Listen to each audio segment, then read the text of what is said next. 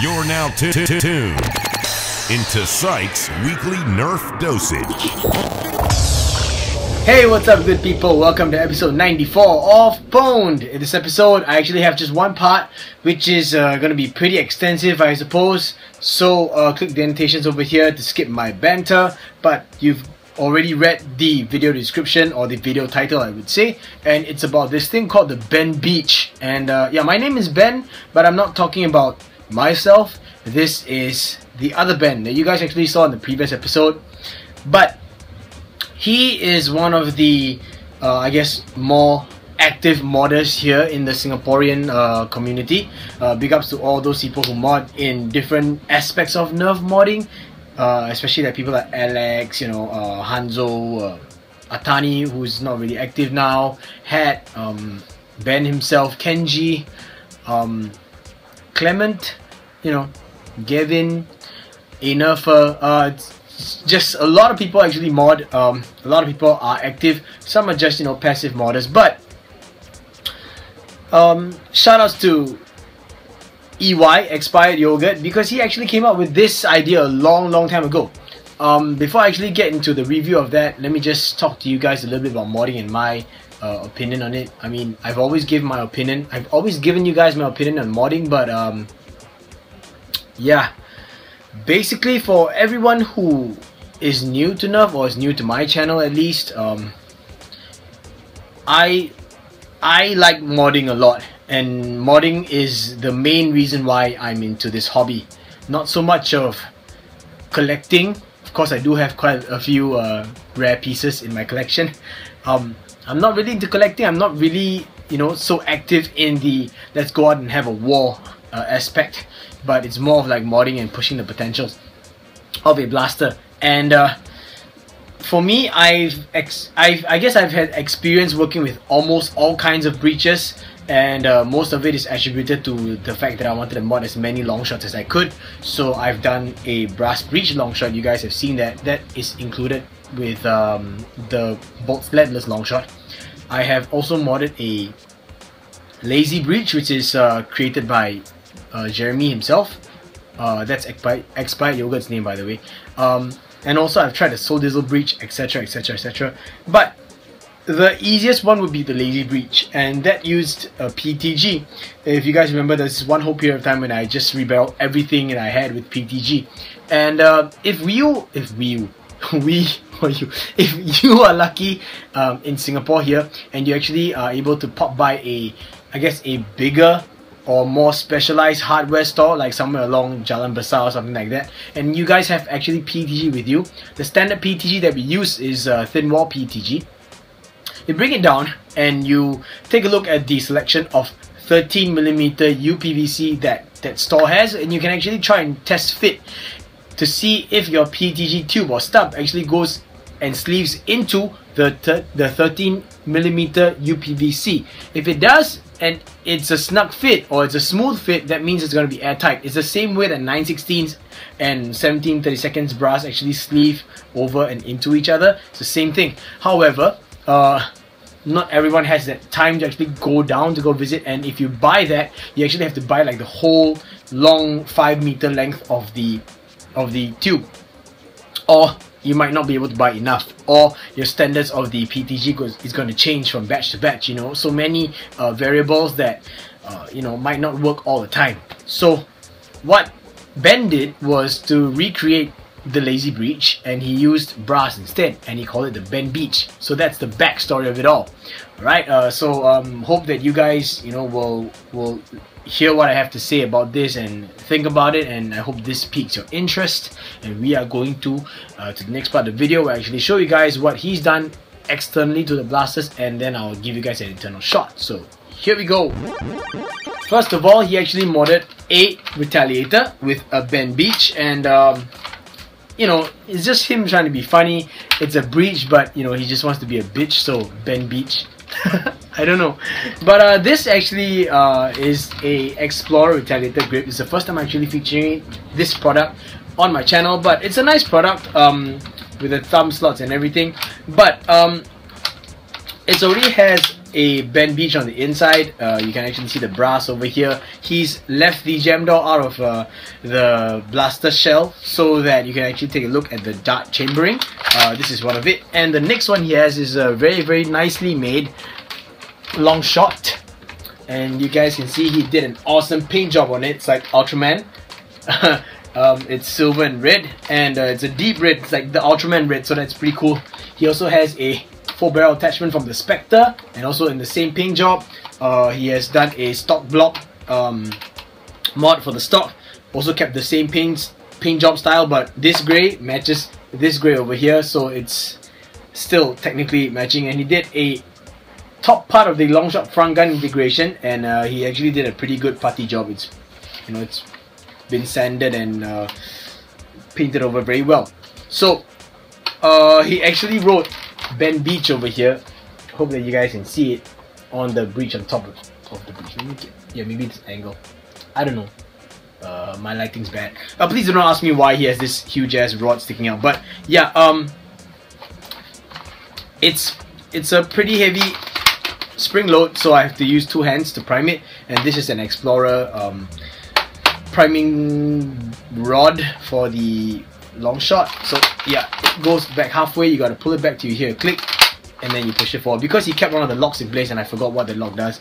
But yeah, before I go ahead and give you guys a firing demonstration, I just want you to know that if you already have an understanding of the lazy breech and you have tried it out, or you basically understand the Soul Dizzle breech also, then you know, Soul Dizzle breeches and the lazy breech, it's very difficult for you to get a perfect seal if you want to fire, if you want the system to be able to fire off full length streamline darts. Now this is like a replacement also for the Uni breech, and I failed to mention that earlier. I'm sorry, I apologize. But the Uni breech is based on the same idea also. It's like a dart pusher, and it creates a airtight seal using brass, and then it basically means that you can only fire off Stephans using a Stephan clip in the blaster. Yeah, so I'm gonna go on to the next part of the video. We're actually gonna show you guys the internals of this Longshot. Check it out. Okay, I've got the Longshot open, and please ignore the batteries in the corner. But here we go. You guys already know how a Longshot works internally. Just so I can be open with everyone, this is an Explorer hybrid breech. So yeah, finally the Explorer hybrid breech makes it onto my channel with the Explorer what is that, the priming rod, and yeah. But the breech itself is a stock breech, and I'm gonna just take this out so I can show it to you guys. And I have no idea why he used this metal pin that's so long. I don't know, but yeah, I'm just gonna remove the breech from the gate, and then remove the gate, because you guys can see the brass over there. Remove the gate. So okay, now this is brass, and it's nested, so there's actually 2 layers. It's kind of hard, but you guys can see that little ring on the inside. So 2 layers of brass, and I do believe that this is 9/16 brass, should be, I think so, and then 1 layer up. So yeah, I'm sorry, I'm very bad at this brass thing, but basically if you guys can actually see the shadow, yeah, you can see the dark part. That is, I'm getting the light in the corner, so you can see the dark part. That's how deep the brass actually goes into the breech. It's not that far in, and he actually folded it over with a nice curve, and that's very well done. So this acts as like a dart pusher. So dart actually gets here, and then it just chambers in, and it's a perfect seal. So let me just get it right for you guys. I didn't line it up properly, so let's go again. There we go. So this is how it looks like. Just sits in all the way, completely airtight, as you can see it's sitting here. And he made some tightening rings, so that's always a good thing. But yeah, as you can see, I'm having some trouble actually trying to close it up and open it up, so that means that it's really a pretty good seal. Yeah, that's basically Ben's version of the lazy breech, EY's lazy breech, and this is called the Ben Beech. That's how it works on the inside. Okay, so hopefully you guys can understand a lot of measurements that you guys need to take note of. He actually flattened this out a little bit, as you can see, against a dark background. You can see that it flattened out, so it helps to chamber a little bit better. It doesn't chew the darts. Yeah, I'm gonna put everything back in place, and that's about it. Welcome back. So you guys have a better understanding of the way that the Ben Beech is lined up and it's made. I'm just gonna show you guys the internals of the Retaliator one really quick. So here you go. And right before your eyes is a Ben Beech Retaliator, and it's got a metal OMW bolt sled. This is epic shit. But yeah, it's got these funny spaces sticking out because it was actually utilizing a Explorer shotgun grip, and that actually requires you to have some funny spaces sticking out. But yeah, if you guys are wondering why is there no brass sticking out, it's because the brass is actually attached here on the full barrel. So you can see it's supposed to fit in this way, and then you attach the barrel, and then let me just line everything up in place first, exactly like this, so that when you open up and you close it, you can see yeah, it's try and get the light. There we go. You can see it barely. It's the Ben Beech. Yeah, but the reason why it's open is because I want to show you guys what it is like on the inside, and also because I'm in the midst of actually transplanting the Ben Beech into another Retaliator shell, and that's another project that I will be sharing with you if I'm given the permission to in the near future. So let me just open this up and show you the Ben Beech on this one. So this is the plunger assembly, and we're running an Explorer. I believe this is an Explorer plunger rod, and I don't think I can get this out. Can I? Am I able to take it out? I don't even know how this works. This is my first time, guys, so I apologize. Oh, okay, yeah, so I'm supposed to slide these spaces out from this end right here, just like that, and now we can take it out. So yeah, okay, here we go.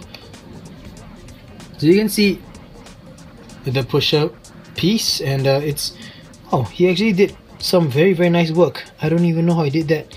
It's curved in so it won't scrape the darts or chew on the darts, and it's a very nice curve here. And yeah, so when you install this muzzle or the full barrel into the front, it's supposed to look, wait, let me just open this door first, because that's how it's supposed to be. Gotta have the door open all the time. Hang on, guys. Okay, there we go. Because you technically deactivate the door. Oops, catch came out. Doesn't matter for now. So you can actually see, if I can get the angle right. There. So there, you see the brass there. So what happens is when you close it, basically this goes in, and yeah, you guys already understand how the Ben Beech works. So yeah, this is it, and it's pretty amazing if you ask me. Now that you've seen the internals of both, I'm gonna give you guys a quick fire demonstration, and I managed to grab myself some very nicely made pink slug darts by Atani. I have 8 in this clip, but I'll be using 4 on each blaster to give you guys a firing demonstration. These darts, the pink foam is a bit wider than the blue foam that we use for silicone tip darts, so you know that if this is gonna fit, that's gonna fit too. So here we go. Shotgun pump, and I'll be firing it off at the same spot, but this being a PWND clip, I push it in all the way, and I'm gonna try and show you guys the thing chambering. Here we go. So that's a very nice and smooth chambering action. First dart, here we go. Whoa. Second one, okay. Third one, and the fourth one. The reason why the darts are not falling off is because I'm trying to aim and hit the white sponge on top instead of the vest itself, but I can go ahead and fire at the vest if you guys want. Here we go. So yeah, okay, so 4 darts, very nicely made and very well done by Ben. This is running a I believe it's a Black Tactical V2 upgrade spring, and I'm not gonna talk to you guys about the plunger tube because it's secret, okay, secret project that I will share with you guys in the future. Alright, so now on to the Longshot, and I'm gonna have to use 2 hands to prime because I'm so used to shotgun pumps that I have lost all skill in priming a Longshot via the standard priming bar. So here we go. All the way in, you see that orange thing over there, can't really see it, but I'm going to try and show you guys the chambering process of this. Hopefully this angle you can see it. Very smooth chamber. Here we go. First start out. It's going to be really loud. Whoa. Okay, second dart.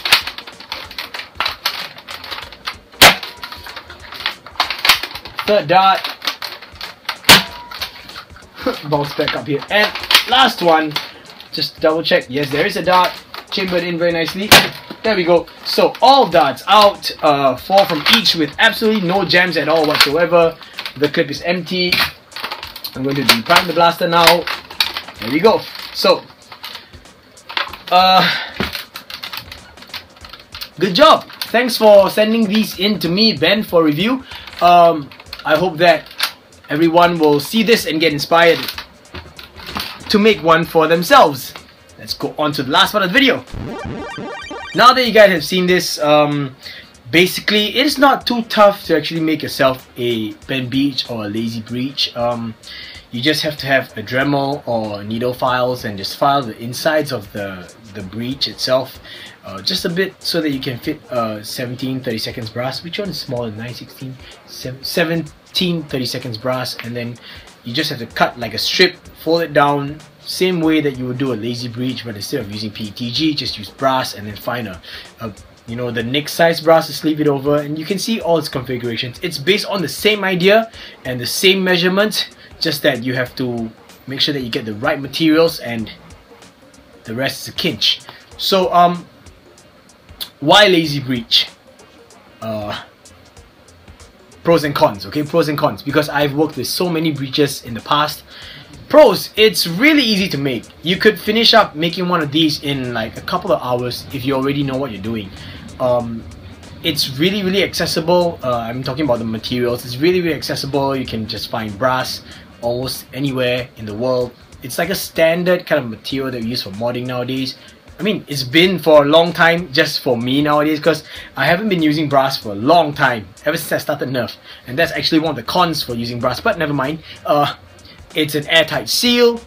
Air delivery is wonderful, you know, and it being a system where you actually use a stock plastic breech means that it's very hard for you to actually break the breech itself, because when you do a standard brass breech or an angel breech, you guys know that the orange nub is the one that always tears off. But that's why people like Drizzle actually came up with the lipless mod, where you actually put another bar on top and you kind of epoxy. But you know, that takes a lot of time, a lot of work, a lot of effort. So that's all the pros. Yeah, it's just really simple and really easy. Cons is that personally I like to have my blasters being able to fire off both streamline size or streamline length darts and Stefan size, which is the half size darts. That's the main kicker for me. So I kind of stopped doing all the other like sword breeches, lazy breeches, whatnot, because I wanted to be able to fire both types of darts in my blasters. The next is because one of the things I don't like about brass is that brass really, you know, it corrodes. I won't say it corrodes, it oxidizes really easily, and oxidation on the insides of the brass really affects the way your darts travel. It's just friction, it's dirty, it takes a lot of maintenance, and brass is easy to warp, brass is easy to damage when you knock it. You know, it gets dented and stuff, you know. And you know, like when you work with breeches, basically when you work on a breech, you're gonna use things like epoxy, you're gonna use things like, I don't know, JV Weld, Gorilla Glue, what is that guy? What is that thing that you guys use? Bondo? Yeah, we don't have Bondo here in Singapore. We have Aero Dye, you know. So these are kind of like permanent stuff that, you know, especially epoxy. Once you epoxy it down, there's no way you're gonna remove it. So if you dent the brass on the, maybe for example the muzzle end, then it's gonna be a bitch for you to take it out. I don't know. That's just my opinions.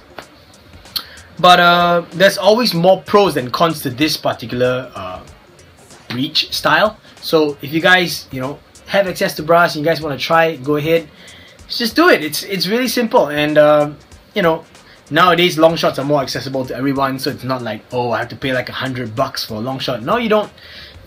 It's really like readily available now in stores, especially here in Singapore, for the Zombie Strike Longshot or Retaliator. And this breech idea, this Ben Beech idea, based off the lazy breech idea, it's something that you can apply to almost any blaster with a breech system.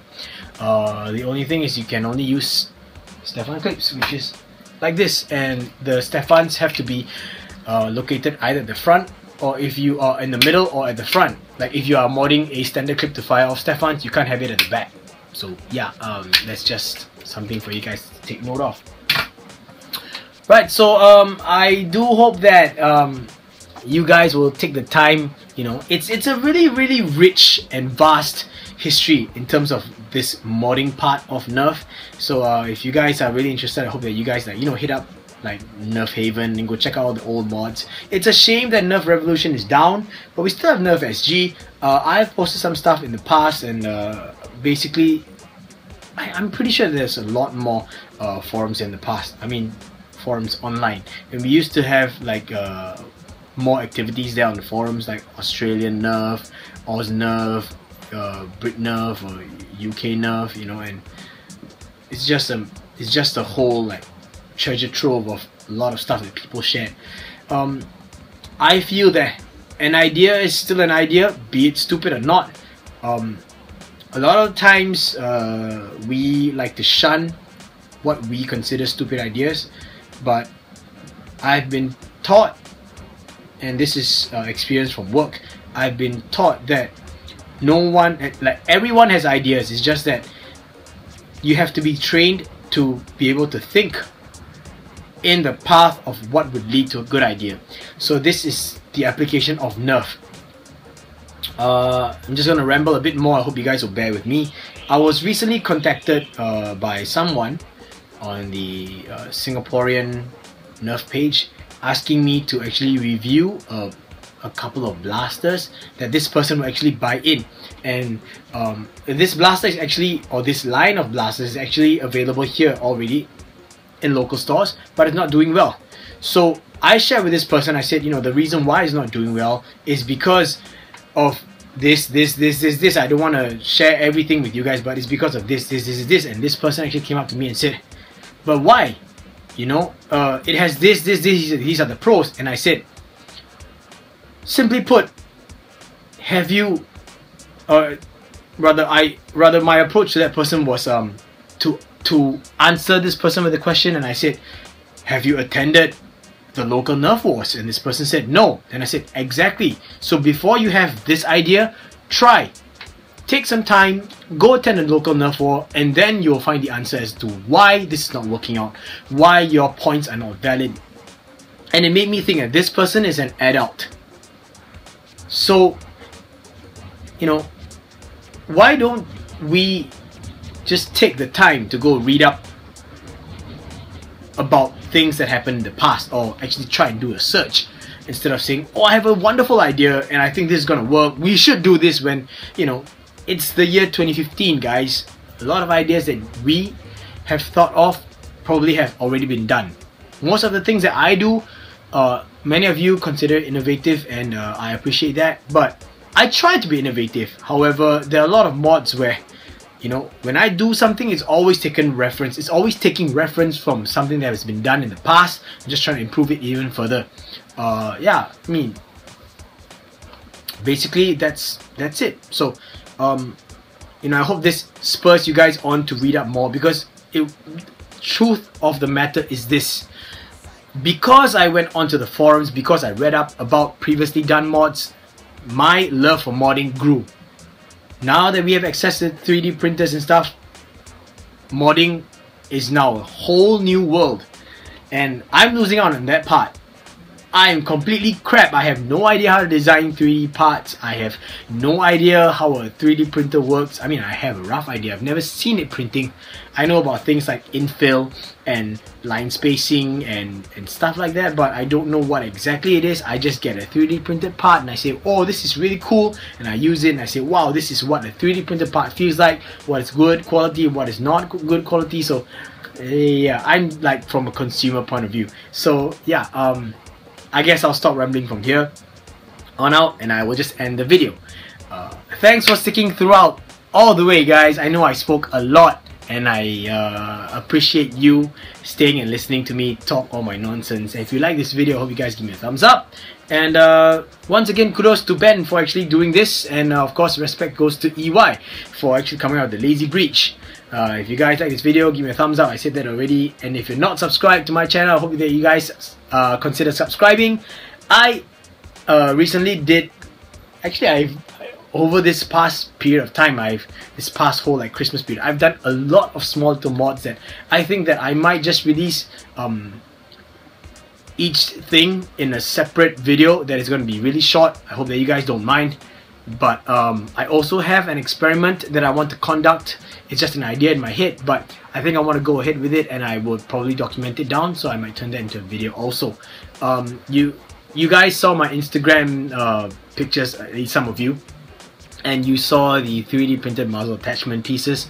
I will be doing a quick review on this in an upcoming episode, so stay tuned for that.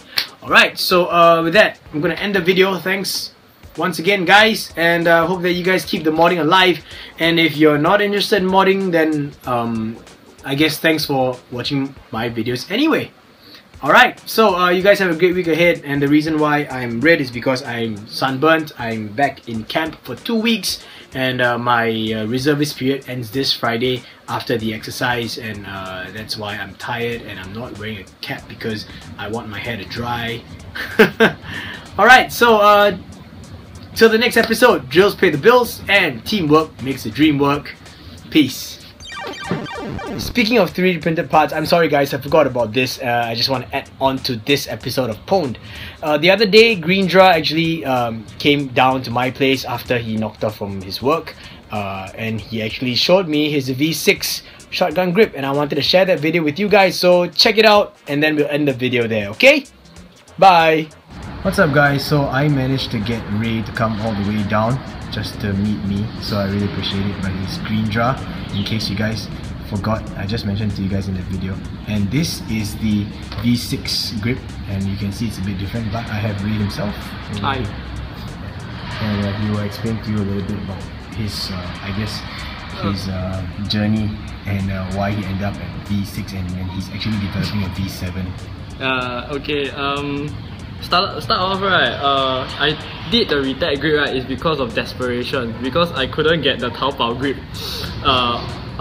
Yeah, I missed the ammo, so with like I think 4 days before EOY, I had to come up with a grip lah. You know, I cannot play at all lah. I actually can play lah, but uncomfortable lah. So I took the 4 days, printed a grip with V1, and after that I just started to just let people started to ask me, hey, it's a nice grip, can you let me try? Or yeah, then after that just let them try, then they give me inputs, then after that the inputs then I revise every grip then now it comes to V6 V6 is longer, way longer. It features a lip so that you can, so that in the heat of the game your hand won't slip off, and it's more comfy and ambidextrous as well. So yeah, that's about it, I guess. Yeah, thanks Ray. Personal opinion, I like V6 a lot because first things first, he made it a lot thinner on the inside, so there's a lot less space between the grip and the blaster itself. So it's easier to grab, and it's longer, as you can see, compared to my hand. I can fit my entire palm along this grip, and it's not going to slide off. Good palm rest, and revised design, so everything is a bit smoother. I like it. There's also like little slots for you to put your thumb, and yeah, as you mentioned, it's ambidextrous, and I believe that based off feedback from this that people have given to him, he has developed V7, and I think that might be the final version for this style of grip. Am I right? Maybe, maybe only, maybe. Time will tell lah, time will tell. Time will tell. So anyway, thanks so much Ray, thanks for this. Bye bye. Okay.